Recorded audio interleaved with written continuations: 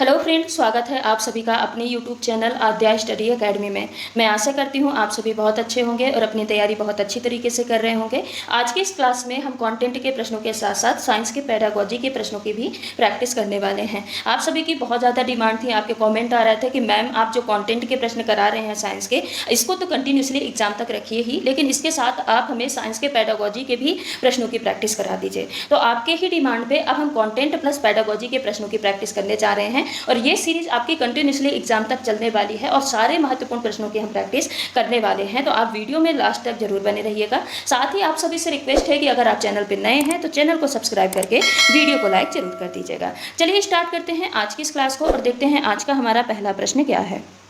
पहला प्रश्न है, निम्न में से कौन सा संपर्क बल के समुच्चय का द्योतक है। यहाँ पे ये सीटेट जनवरी 2022 का पूछा गया प्रश्न है। ऑप्शन है स्थिर वैद्युत बल, घर्षण बल, चुंबकीय बल, मांसपेशीय बल, घर्षण बल, गुरुत्वीय बल, कर्षण बल, मांसपेशीय बल, घर्षण बल या गुरुत्वीय बल, स्थिर वैद्युत बल, कर्षण बल। बताइए इस प्रश्न का करेक्ट आंसर क्या होगा। यहाँ पे संपर्क बलों के समुच्चय के बारे में पूछा गया है। तो जो बल होते हैं, बल बेसिकली दो प्रकार के होते हैं। एक संपर्क बल जिसको हम कॉन्टैक्ट फोर्स बोलते हैं, एक गैर संपर्क बल जिसको हम नॉन कॉन्टैक्ट फोर्स बोलते हैं। क्या बोलते हैं? Non contact force. तो कॉन्टैक्ट फोर्स क्या होते हैं? संपर्क बल वो बल होते हैं जब दो वस्तुएं एक दूसरे के संपर्क में आके बल लगाती हैं, जैसे कि घर्षण बल। घर्षण बल क्या होता है? एक प्रकार का संपर्क बल होता है। उसके अलावा मांसपेशीय बल, ये भी क्या होता है? एक प्रकार का संपर्क बल होता है, जैसे हम अपने हाथ से छू के किसी वस्तु को उठाते हैं। तीसरा है कर्षण बल। कर्षण बल भी एक प्रकार का क्या होता है? ये भी एक प्रकार का संपर्क बल होता है, जैसे हम रस्सी से किसी वस्तु को खींचते हैं। और नॉन कॉन्टैक्ट फोर्स क्या होता है? तो जब वस्तु बिना सीधे संपर्क में आए एक दूसरे पे बल लगाते हैं तो वो नॉन कॉन्टैक्ट फोर्स के अंतर्गत आता है। इसके एग्जांपल में क्या आ जाएगा? गुरुत्वीय बल। क्या आ जाएगा? गुरुत्वीय बल, ये नॉन कॉन्टैक्ट फोर्स होता है। उसके अलावा चुंबकीय बल भी किस में आ जाएगा? चुंबकीय बल भी नॉन कॉन्टैक्ट फोर्स में आ जाएगा। और उसके अलावा एक बल और होता है जिसको हम बोलते हैं स्थिर वैद्युत बल। तो स्थिर वैद्युत बल भी नॉन कॉन्टैक्ट फोर्स के अंतर्गत आता है। अब यहाँ पे संपर्क बल का समुच्चय पूछा है, तो देखिए स्थिर विद्युत बल जो है ये नॉन कॉन्टैक्ट फोर्स है। चुंबकीय बल ये भी गैर संपर्क बल है। यहाँ पे देखिए गुरुत्वीय बल गैर संपर्क बल है। यहाँ पे गुरुत्वीय और स्थिर वैद्युत बल दिया है, तो ये क्या है? गैर संपर्क बल है। तो यहाँ पे करेक्ट आंसर क्या हो जाएगा? ऑप्शन नंबर 3, कर्षण बल, मांसपेशीय बल और घर्षण बल। ये क्या होते हैं? संपर्क बलों के समुच्चय हैं। तो इस प्रश्न का करेक्ट आंसर ऑप्शन नंबर 3 हो जाएगा। अगला प्रश्न है, निम्नलिखित उपयोगों के आधार पर बहुलकों की पहचान कीजिए। सीटेट 6 जनवरी 2022 का पूछा गया प्रश्न है। यहाँ पे बहुलक दिए हैं और उनके उपयोग दिया है। ए बहुलक का उपयोग नाजुक वस्तुओं की पैकिंग में भरावन सामग्री की तरह उपयोग में लाया जाता है। बी बहुलक विद्युत तारों में बाहरी विद्युत रोधी परत की तरह प्रयुक्त होता है। सी बहुलक विद्युत उपस्कर निर्माण में प्रयुक्त होता है। डी बहुलक बोतलों तथा जारों के निर्माण में प्रयुक्त होता है। यहाँ पे कूट दिया है, ए की जगह पॉलीस्टीरीन, बी की जगह पीवीसी, सी की जगह बेकेलाइट और डी की जगह पॉलिएस्टर।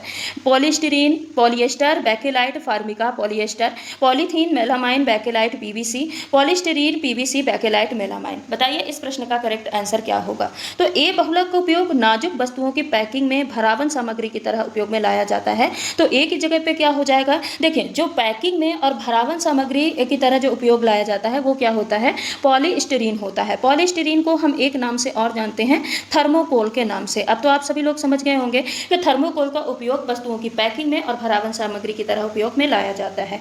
जो बी बहुलक है ये विद्युत तारों में बाहरी विद्युत रोधी परत की तरह प्रयुक्त होता है। तो विद्युत तारों में बाहरी विद्युत रोधी परत की तरह किसका उपयोग किया जाता है? पीवीसी का उपयोग किया जाता है। तो बी की जगह पीवीसी हो जाएगा। सी जो बहुलक है इसका विद्युत उपस्कर निर्माण में प्रयुक्त किया जाता है। तो विद्युत उपस्कर जो बनाए जाते हैं, इक्विपमेंट बनाए जाते हैं, वो किसके बनाए जाते हैं? बेकेलाइट के बनाए जाते हैं। किसके बनाए जाते हैं?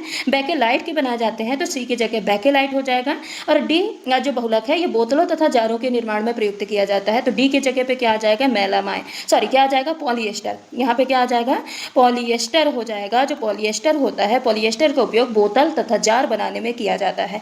जो अभी मैंने मेलामाइन बोला, मेलामाइन का उपयोग क्रॉकरी बनाने में, जो बर्तन होते हैं ना क्रॉकरी, उनको बनाने में किया जाता है। तो यहाँ पे ए की जगह पॉलीस्टीरीन, बी की जगह पीवीसी, सी की जगह बेकेलाइट और डी की जगह पॉलिएस्टर, यानी ऑप्शन नंबर 1 इस प्रश्न का करेक्ट आंसर हो जाएगा। अगला प्रश्न है, किसी बिंब से प्रकाश किरणें किसी पृष्ठ पर गिरती हैं तथा पूर्णतः विसरित ढंग से परावर्तित हो जाती हैं। आप इस बिंब के प्रतिबिंब की प्रकृति के बारे में क्या कह सकते हैं? सीटेट दिसंबर 2021 का पूछा गया प्रश्न है। यह आभासी और आवर्धित होगा, कोई प्रतिबिंब नहीं बनेगा। यह आभासी और समान साइज का होगा, यह वास्तविक और आवर्धित होगा। बताइए इस प्रश्न का करेक्ट आंसर क्या होगा? ये बोला है कि किसी बिंब से प्रकाश की किरणें किसी पृष्ठ पे गिरती हैं। अब वो पृष्ठ ऐसा है कि पूरे जो प्रकाश की किरणें हैं ये परावर्तित तो होती हैं, लेकिन ऊबड़ खाबड़ यानी जो परावर्तित किरणें हैं ये एक जगह पे ना जाके सारी जगह ये क्या हो जाती हैं, फैल जाती हैं।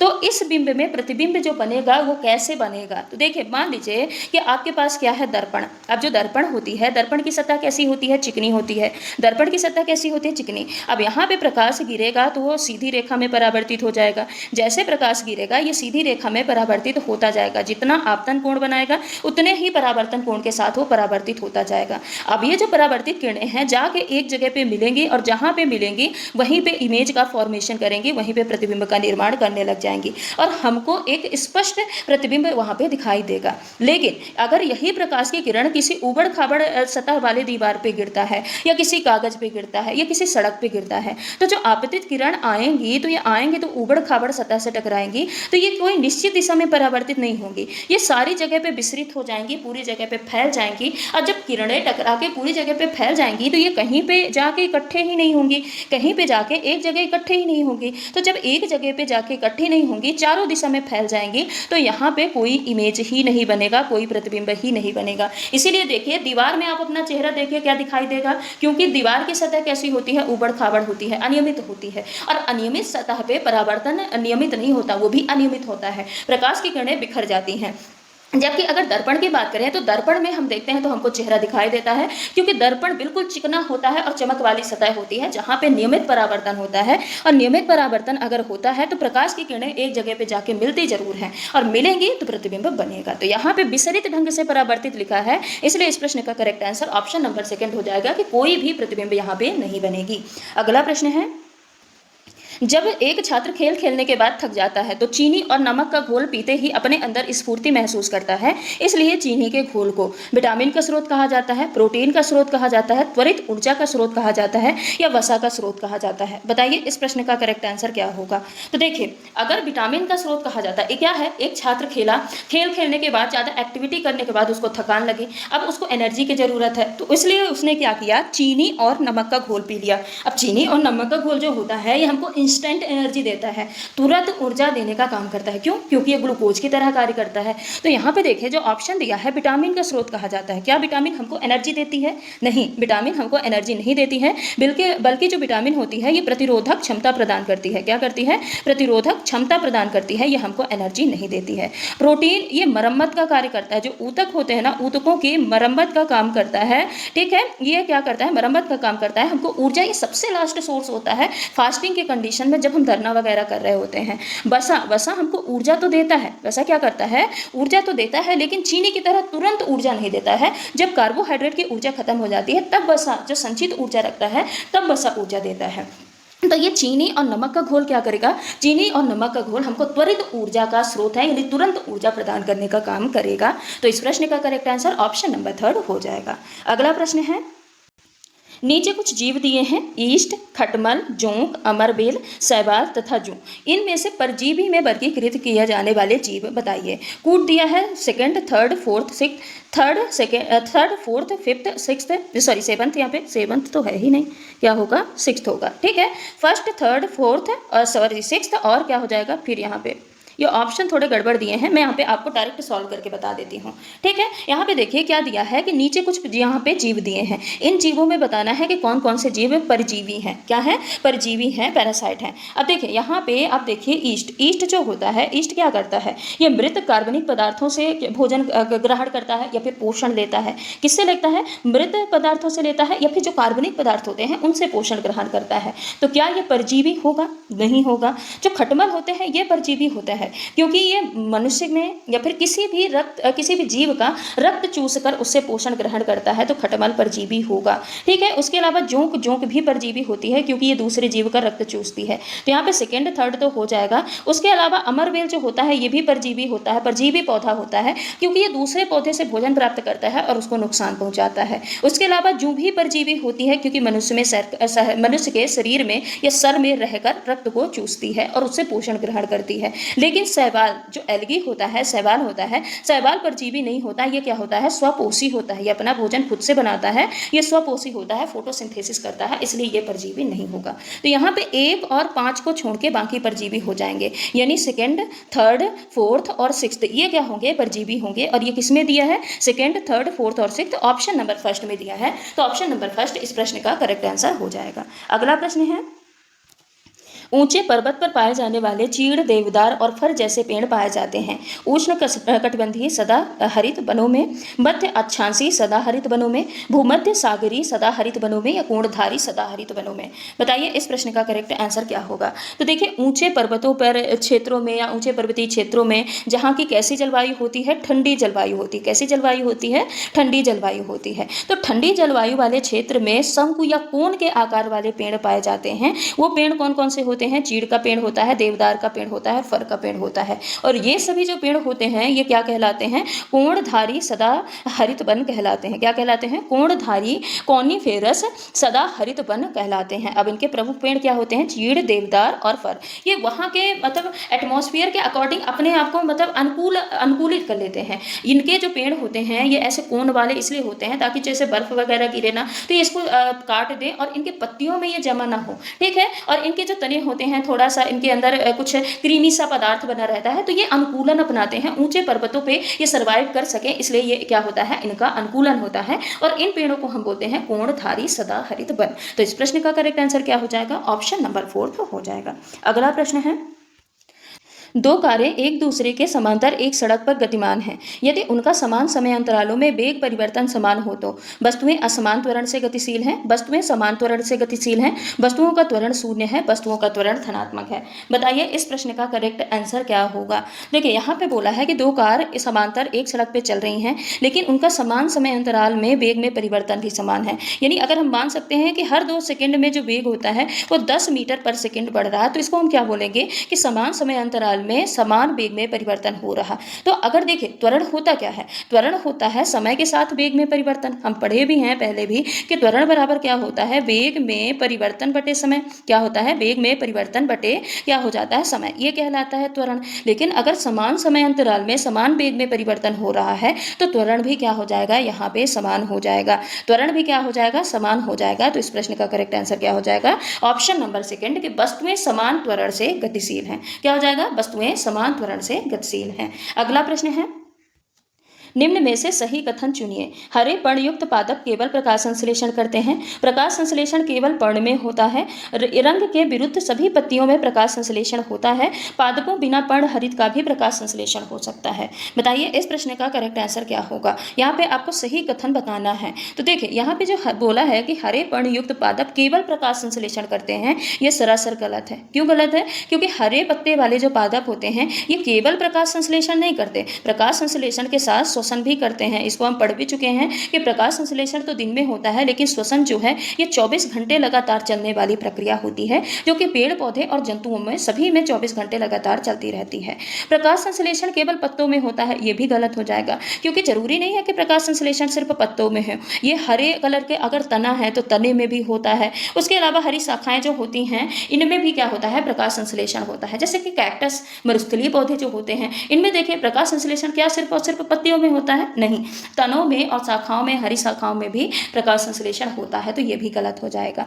पादपों बिना पर्ण हरित का भी प्रकाश संश्लेषण हो सकता है। पादपों में बिना पर्ण हरित के यानी बिना क्लोरोफिल के प्रकाश संश्लेषण नहीं हो सकता। हो सकता है क्या, बिना क्लोरोफिल के प्रकाश संश्लेषण कभी भी संभव नहीं है, असंभव है, क्योंकि क्लोरोफिल में ही प्रकाश संश्लेषण, क्लोरोफिल जो पिगमेंट होता है, ग्रीन पिगमेंट, इसी के कारण प्रकाश संश्लेषण होता है। बल्कि इस प्रश्न का करेक्ट आंसर ऑप्शन नंबर 3 हो जाएगा। क्यों हो जाएगा, बोला है यहाँ पे कि रंग रंग के विरुद्ध सभी पत्तियों में प्रकाश संश्लेषण होता है। तो ये सही क्यों है? क्योंकि देखिए लाल, भूरी या अन्य रंग की जो भी पत्तियां होती हैं तो इनमें क्लोरोफिल मौजूद होता है। ऐसा नहीं है कि उनमें क्लोरोफिल मौजूद नहीं होता, लेकिन इनमें जो अलग से रंग होते हैं ये क्लोरोफिल को ढक लेते हैं, इसलिए इनमें प्रकाश संश्लेषण तो होता है, भले ही ये लाल, पीली और हरी रंग की दिखाई देती हैं। इसीलिए इस प्रश्न का करेक्ट आंसर ऑप्शन नंबर 3 हो जाएगा। अगला प्रश्न है, झील के किनारे खड़े होकर मछुआरे को जल के नीचे स्थित मछली दिखाई देगी। वास्तविक मछली से बड़ी, वास्तविक मछली से छोटी, वास्तविक मछली के समान या कोण के मान पर निर्भर करता है। बताइए इस प्रश्न का करेक्ट आंसर क्या होगा? तो देखिए ये जो होता है ना, मछली का ऊपर दिखाई देना वास्तविक गहराई से, मछली का वास्तविक गहराई से नीचे दिखाई देना, ये किसके कारण होता है? एक घटना होती है जिसको हम बोलते हैं प्रकाश का अपवर्तन। क्या बोलते हैं? प्रकाश का अपवर्तन, जिसको हम कई बार भी पढ़ चुके हैं। ठीक है, अब देखिए इसमें क्या होता है, माध्यम में परिवर्तन होता है। अब देखिए जब मछुआरा किनारे पर खड़ा होता है तो मछली से निकलने वाली जो प्रकाश की किरण है वो सघन माध्यम से विरल माध्यम में आती हैं। कहाँ से? सघन से विरल माध्यम में आती हैं। सघन माध्यम क्या हो जाएगा? जल, और विरल माध्यम क्या हो जाएगा? हवा या फिर वायु। अब सघन से विरल माध्यम में आती हैं तो जब हम प्रकाश का अपवर्तन पढ़ रहे थे तो उस टाइम पे हमने पढ़ा था कि जब प्रकाश की किरणें किसी कंजेस्टेड एरिया से, किसी स्ट्रिक्ट माहौल से किसी खुले माहौल में आएंगी तो वो जो अभिलंब बन रहा है, अभिलंब से दूर चली जाती हैं। क्या होता है? अभिलंब से दूर हट जाती हैं। ये हमने प्रकाश के अपवर्तन में पढ़ा है। तो सेम प्रक्रिया यहाँ पे भी होती है। प्रकाश की किरणें जब जल की सतह से आती हैं, यानी जल से वायु में आती हैं, तो जल की सतह पर जो अभिलंब बना होता है उससे ये दूर हट जाती हैं। अब जब दूर हटती हैं तो जब ये किरणें फैलकर हमारी आंखों तक पहुंचती हैं या मछुआरे के आंखों तक पहुंचती हैं तो हमारा जो ब्रेन है ये प्रकाश को एक सीधी रेखा में आता हुआ महसूस करता है। अब जब ये प्रकाश को सीधी रेखा में आता हुआ महसूस करेगा तो इसके कारण मछली जो होती है ये अपने वास्तविक गहराई से थोड़ा उथली या ऊपर उठी हुई दिखाई देती है और अपने आकार से थोड़ा सा बड़ी दिखाई देती है। इसलिए इस प्रश्न का करेक्ट आंसर क्या हो जाएगा? ऑप्शन नंबर 1 हो जाएगा। अगला प्रश्न है, नीचे दिए गए लक्षणों के आधार पर जंतुओं को पहचानिए। लंबा मेरुदंड, बहुत सी मांसपेशियां, आगे को धकेलने के लिए शरीर में अनेक बलियों में मुड़ा होना, कूट अंकुश कृमि, सर्प, केचुआ या फिर घोंघा। ये बोला है कि नीचे जो 4 जीव दिए हैं इनमें से जो ऊपर 3 लक्षण दिए हैं ये किसके लक्षण हैं? ठीक है, अब यहाँ पे सबसे पहले देखिए लंबा मेरुदंड यानी रीढ़ की हड्डी। अब रीढ़ की हड्डी किस में पाई जाती है? अंकुश कृमि में तो पाई नहीं जाती, इसमें रीढ़ की हड्डी नहीं होती। केचुआ जो होता है ये भी शाखित होता है, इसमें मेरुदंड नहीं होता है। घोंघे में भी मेरुदंड नहीं होता। तो बचा क्या? सर्प। सर्प में बहुत सारी मांसपेशियां होती हैं और एक लंबा, अब क्योंकि ये खुद ही लंबे आकार का होता है तो इसमें एक लंबा मेरुदंड पाया जाता है, रीढ़ की हड्डी पाई जाती है। और ये आगे धकेलने के लिए, अपने आप को आगे बढ़ाने के लिए शरीर को लहरा कर आगे चलता है, यानी शरीर को अनेक बलियों में मोड़ के आगे बढ़ता है। तो ये तीनों स्टेटमेंट किसके लिए सही हैं? ऑप्शन नंबर 2 यानी सर्प के लिए सही है। ठीक है, अगला प्रश्न है, जब मनुष्य अल्कोहल पीता है तो मस्तिष्क के किस भाग के नियंत्रण का ह्रास होता है? अनुमस्तिष्क, सेरेब्रम, मेडुला ऑब्लांगेटा और थैलेमस। ये प्रश्न आपका सीटेट एग्जाम में 3 बार पूछा जा चुका है, घुमा फिरा के, कुछ स्टेटमेंट बना के या ऐसे भी जाके पूछा गया है, लेकिन ब्रेन से ये प्रश्न आपके एग्जाम में जरूर बना है। जो ब्रेन के पार्ट होते हैं ना, cerebrum, cerebellum, medulla oblongata, thalamus, pons varolii, इनसे प्रश्न 1 से 2 प्रश्न जरूर बनते हैं, इसलिए आप इसको एक बार जरूर पढ़ के जाइएगा। देखिए क्या होता है, जब अल्कोहल पीता है व्यक्ति तो अल्कोहल पीने के बाद तो देखिए लड़खड़ाता है, उसके शरीर का संतुलन बिगड़ जाता है, मांसपेशियों का जो कोऑर्डिनेशन होता है, यानी कोई चीज वो पकड़ेगा तो गिरा देगा, लड़खड़ा के चलेगा, बड़बड़ाएगा, यानी जो उसकी जुबान होती है वो भी नियंत्रित नहीं रहती है। ठीक है, वो कुछ ना कुछ इधर उधर बड़बड़ करता रहता है। हम बोलते हैं ना, जाने दो शराबी है। तो वो शराबी जो है, जिसने अल्कोहल कंज्यूम किया है, उसका जो ब्रेन का है वो कौन सा हिस्सा प्रभावित हुआ है? तो प्रभावित हुआ है अनुमस्तिष्क। अनुमस्तिष्क को हम क्या बोलते हैं? सेरेबेलम बोलते हैं। क्या बोलते हैं? सेरेबेलम। अब सेरेबेलम का काम क्या होता है? एक तो संतुलन बनाए रखना, शरीर का संतुलन बनाए रखना, और उसके अलावा जो ऐच्छिक मांसपेशियां होती हैं ना, जो हमारी वॉलेंटरी मसल्स होती हैं, ऐच्छिक मांसपेशियों का भी ये संतुलन बनाने का काम करता है। ठीक है, ऐच्छिक जो मांसपेशियां होती हैं इनका संतुलन बनाने का काम भी अनुमस्तिष्क करता है। अब जो शराबी अल्कोहल कंज्यूम करेगा तो उसके शरीर का संतुलन बिगड़ता है और मांसपेशियों का कोऑर्डिनेशन भी बिगड़ जाता है। क्यों? क्योंकि अनुमस्तिष्क यानी सेरिबेलम क्या होता है? प्रभावित होता है।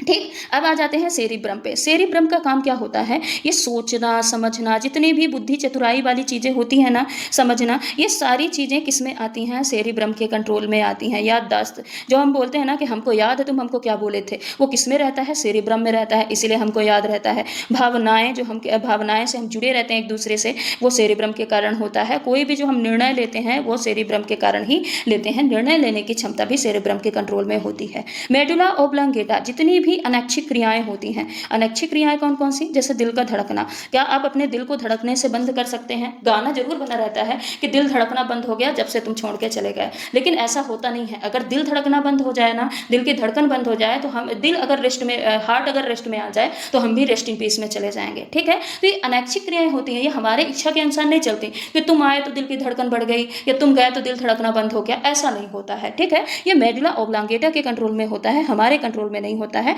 और ये अनैच्छिक क्रियाओं को कंट्रोल करता है, जैसे दिल की धड़कन, ब्लड प्रेशर है, हमारे श्वसन की जो क्रिया है, पाचन की क्रिया है, ये सारे मेडुला ऑब्लांगेटा के कंट्रोल में रहती है। चौथा है थैलेमस। थैलेमस ये जितनी भी भावनाएं वाली चीज होती है ना, ठंडे को पहचानना, दर्द को पहचानना, ये सारी क्या होती हैं? थैलेमस के कंट्रोल में होती हैं। ठीक है, जैसे दर्द है, ठंडा गर्म है, ये जो हम महसूस करते हैं, ठंडा है गर्म है, इनकी पहचान कौन करता है? ये थैलेमस करता है। और इनके संकेतों को, इनके सिग्नल्स को ब्रेन तक पहुंचाता है। आप तवे को छू दीजिए, किसी भी गर्म कुकर को आप छू दीजिए, छू के आप देखिए जो गर्म लगेगा आप जल्दी से अपने हाथ पीछे की ओर लेंगे, क्विक एक्शन लेने में मदद करता है। ये तुरंत सिग्नल ब्रेन तक पहुंचाता है और ब्रेन बताता है कि नहीं ये गर्म है, हाथ हटाना है, तो हम तुरंत हाथ हटा लेते हैं। और ये बहुत ही जल्दी होने वाली क्रिया होती है जो कि थैलेमस के कंट्रोल में होती है। ठीक है, बाकी इस प्रश्न का correct answer option number first हो जाएगा। अगला प्रश्न है, मायरा किसी पैकेट को पहुंचाने के लिए किलोमीटर दूर अपनी सहेली के घर साइकिल चलाकर जाती है। वह जाते समय 12 किलोमीटर प्रति घंटे की चाल से जाती है और लौटते समय 8 किलोमीटर प्रति चाल से लौटती है। उसकी समस्त यात्रा की औसत चाल बताइए क्या होगी? यहाँ पे 5 मीटर पर सेकेंड, 20 किलोमीटर प्रति घंटा, 9.6 किलोमीटर प्रति घंटा या 10 किलोमीटर प्रति घंटा। बताइए इस प्रश्न का करेक्ट आंसर क्या होगा? यहाँ पे देखिए जो आने और जाने की दूरी है, दूरी यहाँ पे समान दी है। ठीक है, यहाँ पे कुछ किलोमीटर आप मान लीजिए क्या है, समान यहाँ पे दूरी दी है। जब दूरी समान दी होती है तो जो निकालने का, औसत चाल निकालने का फॉर्मूला होता है वो क्या होता है? 2 × S1 यानी स्पीड फर्स्ट और स्पीड सेकेंड, और नीचे क्या आ जाएगा? S1 + S2, यानी जो पहली चाल थी, दूसरी चाल थी प्लस पहली चाल प्लस दूसरी चाल नीचे आ जाएगी। तो यहाँ पे देखिए 2 × यहाँ पे जाते समय स्पीड कितनी थी? 12, लौटते समय स्पीड कितनी थी? 8, और नीचे क्या हो जाएगा? 12 + 8, यानी ये क्या आ जाएगा? 192 अपॉन क्या आ जाएगा? 20 आ जाएगा। अब इसको हम डिवाइड करेंगे तो क्या आ जाएगा? यहाँ पे 20 नैया क्या हो जाएगा? 180 हो जाएगा, यानी 180 हो जाएगा। फिर हम पॉइंट रख देंगे, पॉइंट रखने के बाद 6 बार काटेंगे तो 120 आ जाएगा, यानी 9.6 मीटर पर सेकेंड इस प्रश्न का करेक्ट आंसर आ जाएगा। क्या, सॉरी, किसमें दिया है? Kilometre per hour. Kilometre per hour इस प्रश्न का करेक्ट आंसर आ जाएगा। तो इस प्रश्न का करेक्ट आंसर ऑप्शन नंबर 3 हो जाएगा। अगला प्रश्न है, किसी चुंबक को लौह रेतन तथा सल्फर पाउडर के मिश्रण में फिराया गया। प्रेक्षण करने पर यह पाया गया, ये सीटेट नवंबर 2012 में पूछा गया प्रश्न है कि किसी चुंबक को लौह रेतन यानी जो आयरन फिलिंग्स होती हैं, लौह रेतन तथा सल्फर के पाउडर पे मिश्रण है, इसमें फिराया गया, इसके ऊपर फेरा गया, फिर प्रेक्षण किया गया और प्रेक्षण करने पर क्या पाया गया? केवल लौह रेतन ही समान रूप से चुंबक के दोनों ध्रुवों की ओर आकर्षित होते हैं। लौह रेतन दोनों ध्रुवों से आकर्षित होती हैं तथा जो सल्फर चुंबक है, सल्फर चुंबक के बीच में चिपक जाता है। लौह रेतन चुंबक के उत्तर ध्रुव तथा सल्फर दक्षिण ध्रुव में जाके आकर्षित हो जाता है। लौह रेतन चुंबक के दक्षिण ध्रुव तथा सल्फर उत्तर ध्रुव की ओर आकर्षित होता है। बताइए इस प्रश्न का करेक्ट आंसर क्या होगा? तो यहाँ पे देखिए दो चीजों की बात की है, एक लौह रेतन यानी जो आयरन फिलिंग्स है और दूसरा है सल्फर पाउडर। अब इन दोनों का मिक्सचर है, इनके पास हम चुंबक को लाते हैं। तो लौह रेतन यानी जो आयरन फिलिंग्स है, ये क्या होता है? चुंबक की ओर आकर्षित होता है। ये क्या होता है? चुंबक की ओर आकर्षित होता है कि नहीं? जबकि जो सल्फर पाउडर है, सल्फर पाउडर ये चुंबक की ओर आकर्षित नहीं होगा, ये चुंबक की ओर आकर्षित नहीं होता है। तो जब हम चुंबक देखते हैं, चुंबक में दो ध्रुव होते हैं, एक होता है दक्षिण ध्रुव और एक होता है उत्तर ध्रुव। और जो लोहा होता है ये चुंबक के दोनों ओर आकर्षित होता है, दोनों ध्रुवों की ओर क्या होता है? आकर्षित होता है। इसीलिए जब हम लौह रेतन तथा सल्फर पाउडर के मिश्रण के पास एक चुंबक को लाएंगे तो केवल और केवल लौह रेतन ही समान रूप से चुंबक के दोनों ध्रुवों पर आकर्षित हो जाएगा, जबकि सल्फर का जो पाउडर होगा वो आकर्षित न होने की वजह से मिश्रण में बरकरार रहेगा। तो इस प्रश्न का correct answer option number first हो जाएगा। अगला प्रश्न है, समुद्री समीर का कारण है। सीटेट सितंबर 2014 में पूछा गया प्रश्न, दिन के समय स्थल का समुद्र जल की अपेक्षा शीघ्र गर्म होना, दिन के समय समुद्र जल का स्थल की अपेक्षा शीघ्र गर्म होना, या रात्रि में समुद्र जल की तुलना में स्थल का धीमी गति से ठंडा होना, या रात्रि में स्थल की तुलना में समुद्र जल का धीमी गति से ठंडा होना। बताइए इस प्रश्न का करेक्ट आंसर क्या है? जो समुद्री समीर होती है, समुद्री समीर होता क्या है? सी ब्रिज क्या होता है? यह दिन के समय होने वाली घटना है। क्या होती है? दिन के समय होने वाली घटना है। अब इसमें क्या होता है, इसमें दिन के समय जो लैंड एरिया होता है यानी जो स्थल होता है ये जल्दी गर्म हो जाता है। अब जब जल्दी गर्म हो जाएगा तो यहाँ की जो हवा होती हैं ये गर्म स्थल के ऊपर की ओर ऊपर होके क्या हो जाती हैं, उठ जाती हैं। यानी स्थल जल्दी गर्म हो जाएगा। जब स्थल जल्दी गर्म हो जाता है तो यहाँ की हवा ऊपर की ओर उठ जाती है, जबकि समुद्र का जो जल होता है ये अपेक्षा शीघ्र गर्म नहीं होता है। ये क्या होता है, धीरे धीरे गर्म होता है। जब समुद्र का जल धीरे धीरे गर्म होता है तो उसकी जगह लेने के लिए समुद्र की जो ठंडी हवा होती हैं या समुद्री की जो ठंडी हवा होती हैं ये क्या होती हैं, स्थल की ओर चल देती हैं। इसी को हम क्या बोलते हैं, समुद्र समीर बोलते हैं। और इसका मेन कारण है कि दिन के समय स्थल का समुद्र के जल की अपेक्षा जल्दी गर्म होना। तो इस प्रश्न का correct answer option number first हो जाएगा। अगला प्रश्न है, ग्रीन हाउस प्रभाव का क्या मतलब होता है। वायुमंडल में CO2 की मात्रा में कमी से ताप में कमी, वायुमंडल में O2 की मात्रा में कमी से ताप में कमी, वायुमंडल में CO2 की मात्रा में वृद्धि से ताप में वृद्धि, या वायुमंडल में ऑक्सीजन की मात्रा में वृद्धि से ताप में वृद्धि। बताइए इस प्रश्न का करेक्ट आंसर क्या होगा कि ग्रीन हाउस इफेक्ट क्या होता है।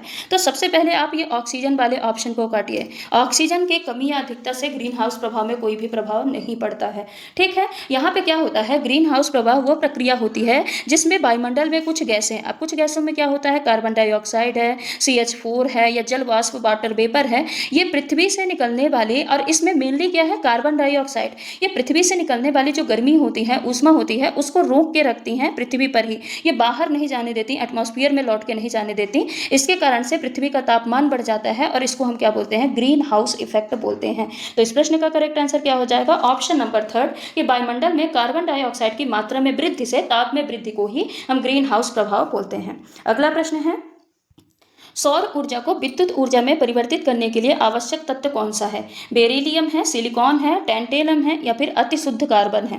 इस प्रश्न का करेक्ट आंसर यहाँ पे क्या होगा।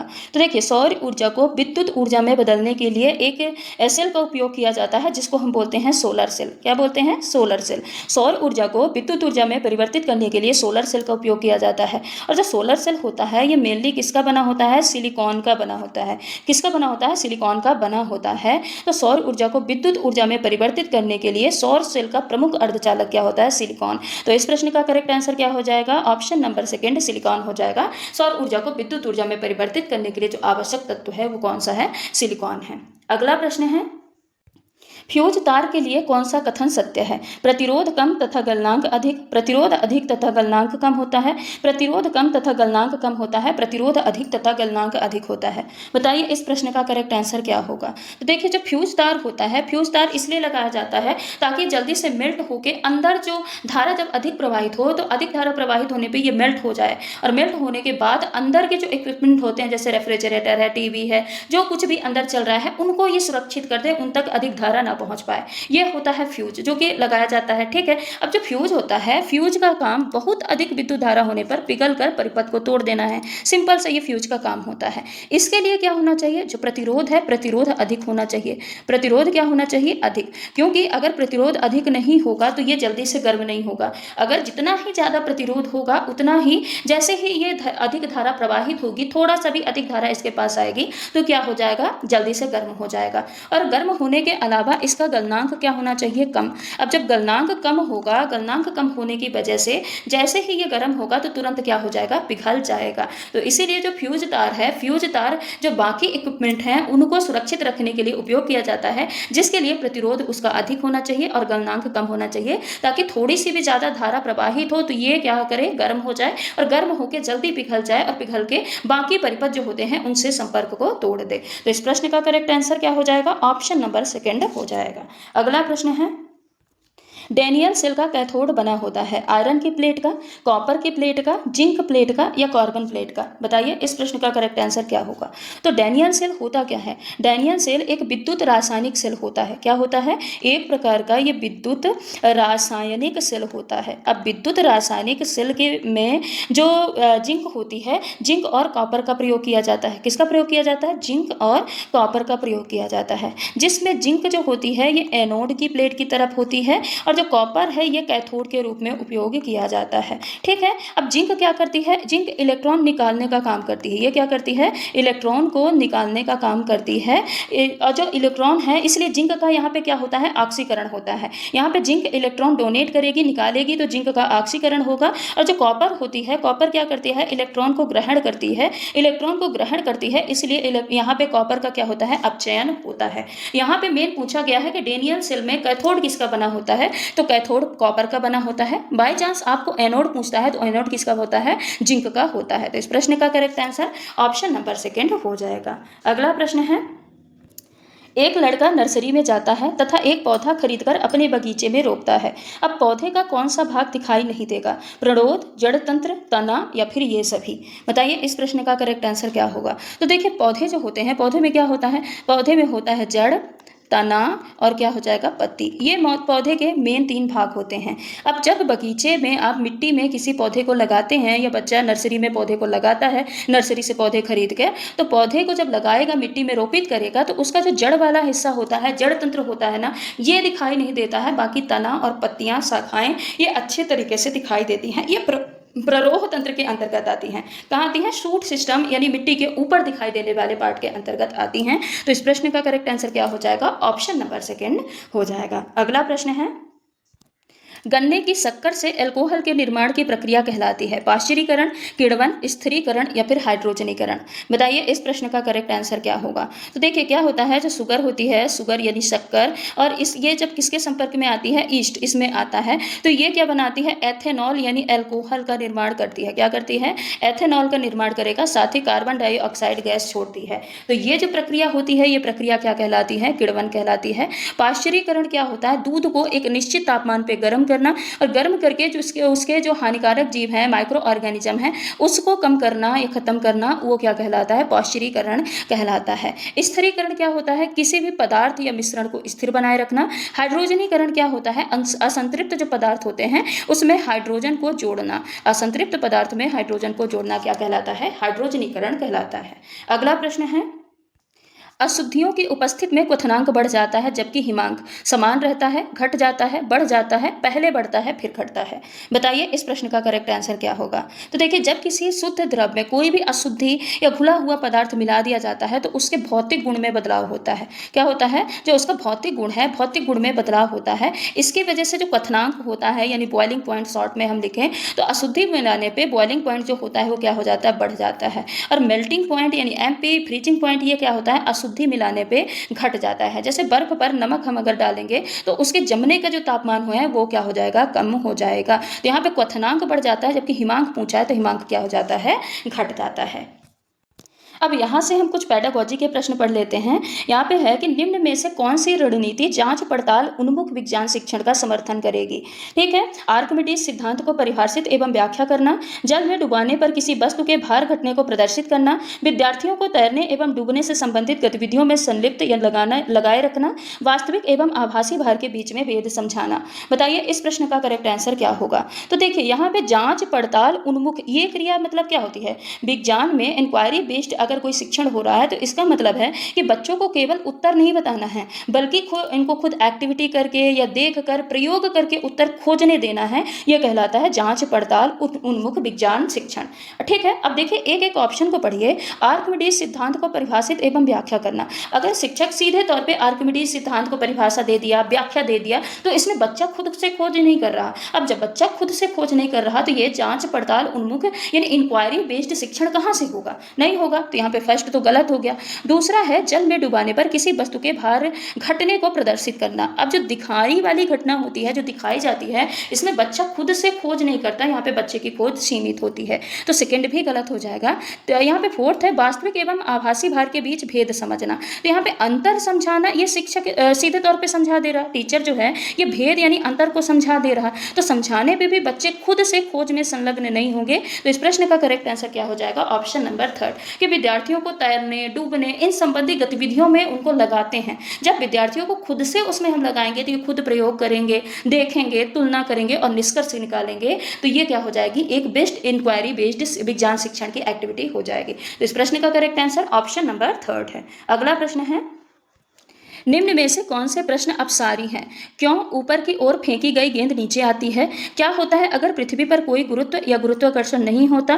कैसे ऊंचाई के साथ गुरुत्वाकर्षण बदल जाता है? अगर पृथ्वी को आकार में आधा कर दिया जाए तो गुरुत्वाकर्षण कैसे प्रभावित होगा? बताइए इस प्रश्न का करेक्ट आंसर क्या होगा? तो यहाँ पे एक टर्म आया है अपसारी। अपसारी मतलब क्या होता है? डाइवर्जेंट। डाइवर्जेंट मतलब ये है कि खुले तौर पे सोचना, यानी इसमें कल्पना और क्रिएटिविटी की जरूरत होती है। अपसारी मतलब बच्चों को कल्पना करने देना, क्रिएटिव होने देना, जिससे ये एक से ज़्यादा, एक प्रश्न के एक से ज़्यादा आंसर निकाल सके, एक से ज़्यादा तथ्यों को सोच सकें। ठीक है, ये होता है अपसारी। इसका जस्ट अपोजिट होता है कन्वर्जेंट। क्या होता है? कन्वर्जेंट। कन्वर्जेंट मतलब क्या होता है?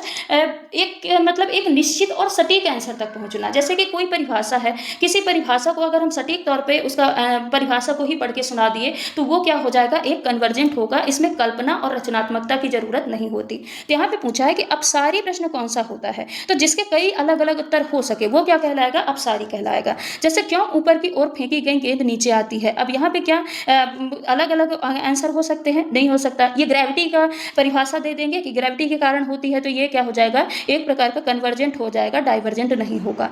ये है अपसारी। क्या होता अगर पृथ्वी पर कोई गुरुत्वाकर्षण ही नहीं होता? अब इसके कई सारे जवाब हो सकते हैं। यहाँ पे कई सारी कल्पनाएं हो सकती हैं कि हम हवा में तैरते रहते या पानी उड़ जाता, ऐसे करके कई सारे आंसर हो जाते। तो ये क्या कहलाएगा? अपसारी सोच कहलाएगी या डाइवर्जेंट थिंकिंग कहलाएगी। ठीक है, तो इस प्रश्न का correct answer option number second होगा। अगला प्रश्न है, सभी आयु वर्ग के बच्चों की विभिन्न धारणाएं होती हैं जो कि विज्ञान अवधारणाओं से भिन्न हो सकती हैं। निम्न में से इन धारणाओं के संबंध में कौन सा कथन सही है? ये धारणाएं सामान्यतः स्थिर होती हैं, ये प्रेक्षित यानी अनुपालनीय परिघटनाओं के कारण बनती हैं, ये समान विकासात्मक प्रतिरूप का पालन करती हैं, इन्हें सरलता से परिवर्तित किया जा सकता है, ये प्रायः प्रभाव क्षेत्र यानी डोमेन विशिष्ट होती हैं। यहाँ पे कूट दिए हैं ABC, BCD, ABCD या फिर ABCE। बताइए इस प्रश्न का यहाँ पे करेक्ट आंसर क्या होगा?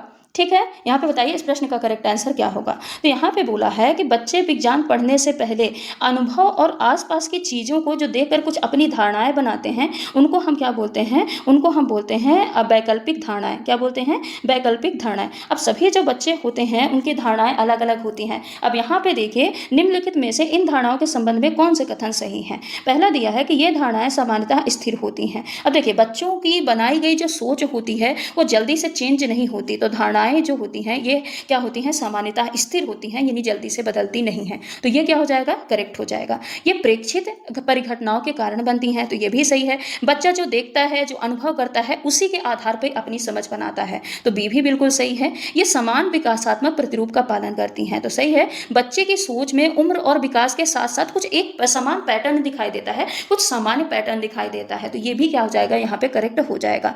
उन्हें सरलता से परिवर्तित किया जा सकता है। बताइए जो बच्चे की सोच है, क्या उसको एक आसान सा आंसर देके, कोई सही उत्तर देके हम उसको परिवर्तित कर सकते हैं? तो बिल्कुल नहीं परिवर्तित कर सकते, वो 4 क्रॉस क्वेश्चन कर देगा। ठीक है, तो यहाँ पे डी क्या हो जाएगा? इनकरेक्ट हो जाएगा। वे प्रायः प्रभाव क्षेत्र यानी डोमेन विशिष्ट होता है, तो सही है। जो ये होती है धारणाएं होती है ना, ये डोमेन विशिष्ट होती हैं। जैसे बच्चा मान लीजिए ग्रेविटी के बारे में पढ़ता है, किसके बारे में पढ़ता है? ग्रेविटी के बारे में पढ़ता है, गुरुत्वाकर्षण के बारे में, तो अलग अलग धारणा ग्रेविटी के बारे में रखेगा। लेकिन मतलब ये नहीं है कि विज्ञान के हर विषय के बारे में, हर जैसे रसायन विज्ञान है या कोई भी, ग्रेविटी फिजिक्स का है। अब फिजिक्स के अलावा ये जरूरी नहीं कि विज्ञान के हर विषय में ये सेम उसकी सोच हो, तो ये प्रायः प्रभाव क्षेत्र डोमेन के विशिष्ट क्षेत्र से होता है। तो इस प्रश्न का करेक्ट आंसर क्या होगा? A, B, C और E। तो इस प्रश्न का करेक्ट आंसर ऑप्शन नंबर 4 हो जाएगा।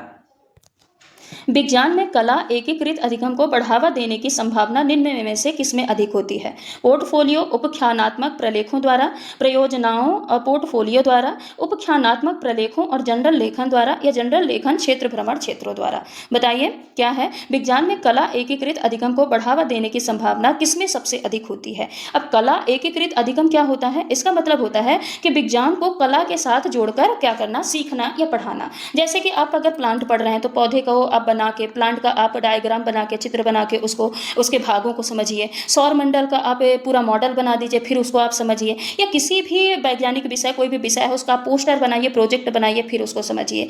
तो अब देखिए यहाँ पे ऑप्शन देखिए, पोर्टफोलियो तो ठीक है, लेकिन जो उपख्यानात्मक प्रलेख है इसमें मुख्यतः बच्चे की प्रगति और उसका जो बिहेवियर होता है, जो व्यवहार होता है, उसको रिकॉर्ड किया जाता है, तो यहाँ पे ये तो नहीं होगा। दूसरा है परियोजनाओं और पोर्टफोलियो द्वारा, तो ये सही है।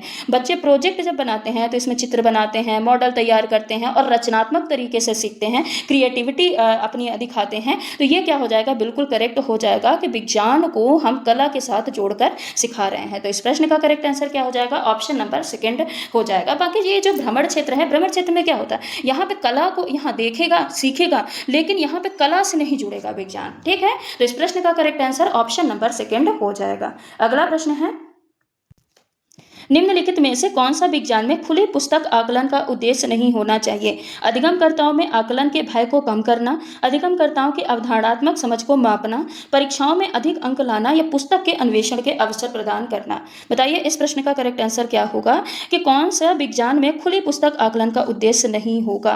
यहाँ पे देखिए, खुली पुस्तक यानी ओपन बुक असेसमेंट क्या होता है, इसमें विद्यार्थी को पुस्तक खोल के या बुक खोल के देखने की अनुमति होती है कि आप बुक खोल के देख सकते हैं, और इसका उद्देश्य ये नहीं होता है कि आप रट कर उत्तर दो, बल्कि समझो, खोजो और जानकारी का उपयोग करना सीखो, ये उसका उद्देश्य होता है। तो इससे अधिगमकर्ताओं में आकलन के भय को कम करना, हाँ सही बात है, आकलन का भय कम होता है, तो ये करेक्ट होगा। अवधारणात्मक समझ को मापना, यहाँ पे विद्यार्थी विषय को समझा या नहीं ये देखा जा सकता है, तो ये भी सही होगा।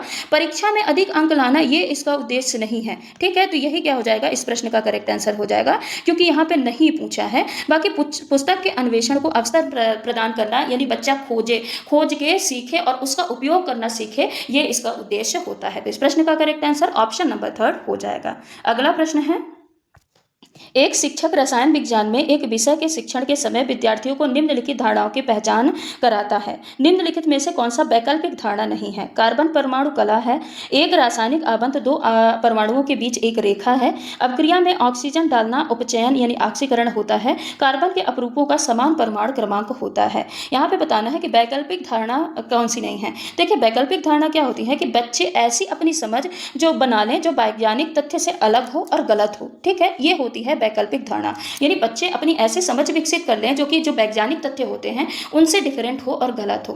अब देखिए, कार्बन परमाणु काला है, यहाँ ये वैकल्पिक धारणा है, क्योंकि बच्चा कार्बन के काले रूप जैसे कोयला, ग्रेफाइट, इनको देख के सोच सकता है कि जितने भी कार्बन परमाणु हैं वो कैसे हैं, काले हैं। ठीक है, रासायनिक आबंध दो परमाणुओं के बीच एक रेखा है, तो यहाँ भी सही है। बच्चा किताब में संरचना देखकर ये देख लेगा कि हाँ यहाँ पे देखो एक सिंगल लाइन खींची है, यानी केवल एक रेखा ही क्या होता है, आबंध होता है, ये एक वैकल्पिक धारणा हो जाएगी। अपक्रिया में ऑक्सीजन डालना, ये क्या होती है, ऑक्सीकरण होता है। तो स्कूल स्तर पर देखिए ऑक्सीकरण होता है, सामान्य परिभाषा होती है कि अपक्रिया में अगर ऑक्सीजन डाल रहे हैं तो ये उपचयन हो जाएगा, यानी ऑक्सीकरण हो जाएगा, लेकिन ये हर ऑक्सीकरण के लिए लागू नहीं होगा, तो इसलिए इसको हम क्या बोलते हैं, वैकल्पिक धारणा के रूप में लिया जाता है।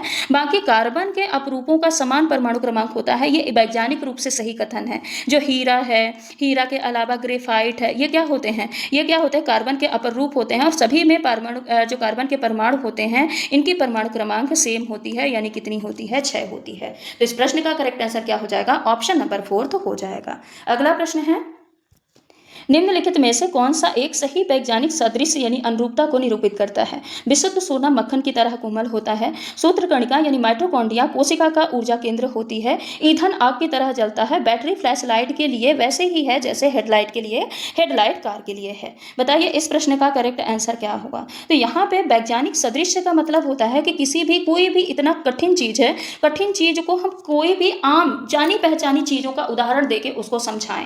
ठीक है, अब देखिए यहाँ पे विशुद्ध सोना मक्खन की तरह कोमल है, ये कोई विज्ञान, ये मतलब ये कोई एक कहावत है, ये कोई विज्ञान नहीं है, तो इसलिए ये गलत हो जाएगा। यहाँ पे जो दिया है सूत्र कणिका यानी माइटोकॉन्ड्रिया कोशिका का ऊर्जा केंद्र होता है, ये है एक साइंटिफिक एनालॉजी। देखिए माइटोकॉन्ड्रिया को कोई व्यक्ति देखा तो है नहीं, हम कोशिका के अंदर जाके माइटोकॉन्ड्रिया को तो नहीं देख सकते, तो इसको टीचर ने आसान भाषा में बता दिया कि जैसे बिजली होती है, बिजली घर होती है ना, पावर हाउस होती है जो कि हमको ऊर्जा देती है, बिजली बनाती है, ऐसे माइटोकॉन्ड्रिया हमारे शरीर के अंदर होती है जो कोशिका को ऊर्जा देती है, यानी कोशिका के लिए बिजली बनाने का काम करती है। इसीलिए माइटोकॉन्ड्रिया को हम पावर हाउस कह देते हैं, और ये एनसीईआरटी का सबसे मशहूर उदाहरण भी है। तो इस प्रश्न का करेक्ट आंसर क्या हो जाएगा, ऑप्शन नंबर 2 हो जाएगा। अगला प्रश्न है, एक शिक्षिका कक्षा में परमाणु ऊर्जा पर वाद विवाद का आयोजन करती है, उसके क्या उद्देश्य हो सकते हैं। विज्ञान, प्रौद्योगिकी एवं समाज के संबंधों को समझना, विद्यार्थियों को वैश्विक सरोकारों के मुद्दों से अवगत कराना, परमाणु रिएक्टरों के संबंध में विद्यार्थियों की अवधारणात्मक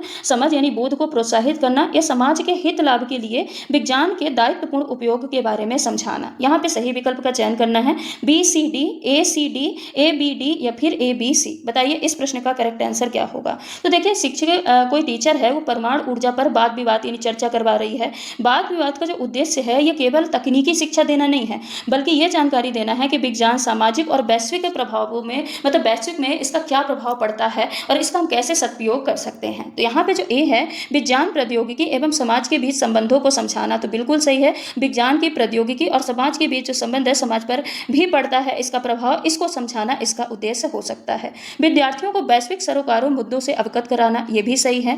परमाणु रिएक्टर के संबंध में विद्यार्थियों की अवधारणात्मक समझ को प्रोत्साहित करना, नहीं, ये सही नहीं है। यहाँ पे कोई टेक्निकल नॉलेज नहीं दिया जा रहा है कि परमाणु रिएक्टर की तकनीकी अवधारणा को पढ़ाने लग जाए, ये गलत हो जाएगा, बल्कि समाज हित में हम विज्ञान का कैसे उपयोग कर सकते हैं, ये इसका उद्देश्य हो सकता है। तो इस प्रश्न का करेक्ट आंसर क्या हो जाएगा? ए, बी और डी। और ए, बी और डी किसमें दिया है? ऑप्शन नंबर 3 इस प्रश्न का करेक्ट आंसर हो जाएगा। अगला प्रश्न है, निम्नलिखित कथनों को पढ़िए। अभिकथन है, विज्ञान को आमूल परिवर्तनों का अनुभव कराना पड़ता है। नए साक्ष्य के यहाँ पे तर्क दिया है, नए साक्ष्य के प्रकाश में विद्यमान वैज्ञानिक सिद्धांतों एवं नियमों को रद्द किया या फेंका जा सकता है। विकल्प है, ए और आर दोनों सत्य हैं, आर ए का सही तर्क है। ए और आर दोनों सत्य हैं किंतु आर ए का सही तर्क नहीं है। ए सत्य है किंतु आर असत्य है। ए सत्य है किंतु आर सत्य है। तो इस प्रश्न का करेक्ट आंसर क्या होगा? तो देखिए, विज्ञान आमूल परिवर्तन का अनुभव करना पड़ता है विज्ञान को, ये बिल्कुल सही है। जैसे विज्ञान में कोई भी नई खोज हुई या नए प्रमाण मिले हैं, तो पुरानी जो वैज्ञानिक समझ है उसमें हम बदलाव कर सकते हैं, उसमें हम बड़ा चेंज कर सकते हैं। तो यहाँ पे कथन बिल्कुल सही है।